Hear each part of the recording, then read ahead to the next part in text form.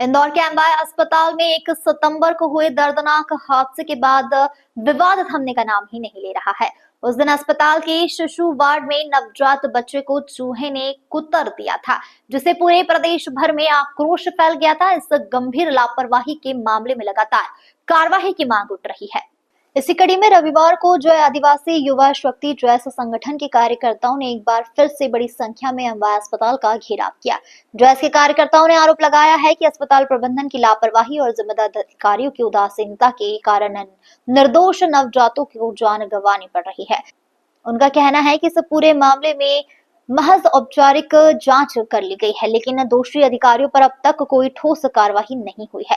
प्रदर्शनकारियों ने एमवाय अस्पताल के डीन समेत अन्य जिम्मेदारों पर गैर इरादतन हत्या का प्रकरण दर्ज करने की मांग की है।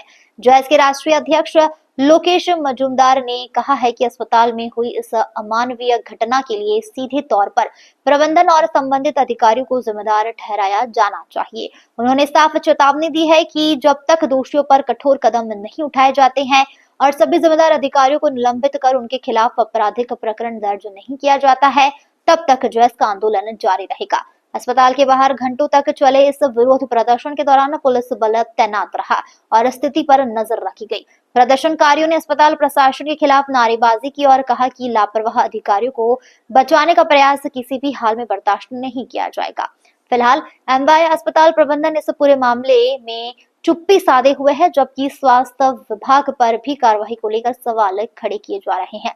जैस के लगातार विरोध और घेराव से प्रशासन पर दबाव बढ़ता जा रहा है। अब देखना तो यह होगा कि सरकार इस संवेदनशील मामले में क्या रुख अपनाती है और क्या वाकई दोषियों पर गैर इरादतन हत्या का मामला दर्ज होता है या नहीं। देखिए, एमवाय चूहा कांड जो हुआ था उसमें चूहे के कुतरने से 2 नवजात बच्चों की मृत्यु हो गई थी। उसी को लेकर हम लोग बैठे हैं। ये मामला 1 सितंबर का है, लेकिन आज दिनांक 21 सितंबर तक मध्य प्रदेश शासन द्वारा जो जिम्मेदार अधिकारी है, जो एमवाय अस्पताल के डीन हैं, एमवाय अस्पताल के अधीक्षक और तमाम जो जिम्मेदारी अधिकारी हैं, उनका निलंबन नहीं किया गया, ना उन पर गैर इरादतन हत्या का मुकदमा दर्ज हुआ। हम लगातार 6 तारीख से मांग कर रहे हैं कि उनका निलंबन होना चाहिए, क्योंकि जब आप जो जिम्मेदार अधिकारी को जब तक नहीं हटाएंगे तब तक ये लापरवाही चलती रहेगी और ऐसे ही लोगों की मृत्यु होते रहेगी। कल परसों 19 तारीख को फिर एक बच्ची की यहाँ पर दुखद मृत्यु हो गई। यहाँ पर अस्पताल प्रशासन ने बेड नहीं दिया, उसके कारण उसकी भी जान चली गई। ये घोर लापरवाही है। इसी के लिए हम लोग मांग कर रहे थे कि जो जिम्मेदार अधिकारी डीन और अधीक्षक है, इनको तत्काल निलंबित किया जाए और उन पर गैर इरादतन हत्या का मुकदमा दर्ज हो।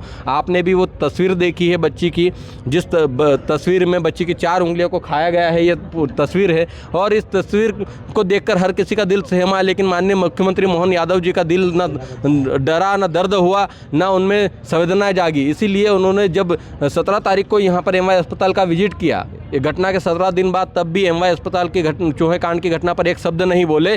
तो ऐसे असंवेदनशील मुख्यमंत्री जी को इस्तीफा देना चाहिए। जी देखिए, यहाँ एमवाय अस्पताल के डीन डॉक्टर अरविंद घनघोरिया जी और यहाँ के एमवाय अस्पताल के जो अधीक्षक है डॉक्टर अशोक यादव, तमाम जो अधिकारी जो समय पर वो जिम्मेदार पद पर थे, उन सभी का निलंबन होना चाहिए। उन सभी पर गैर इरादतन हत्या का मुकदमा दर्ज होना चाहिए। अभी यदि तो क्या करेंगे आगे? देखिए, आज हम लोग अनिश्चितकालीन धरने पर बैठे हैं। पूरे मध्य प्रदेश से अलग अलग जिलों से, अलग अलग क्षेत्रों से लोग अभी यहाँ पहुँच रहे हैं और ये कारवा बढ़ता जाएगा, ये संख्या बढ़ती जाएगी और हम तब तक नहीं हटेंगे जब तक उनका निलंबन नहीं हो जाता और गैर इरादतन हत्या मुकदमा दर्ज होने का आश्वासन या मुकदमा दर्ज होने की कॉपी हमको नहीं मिल जाती।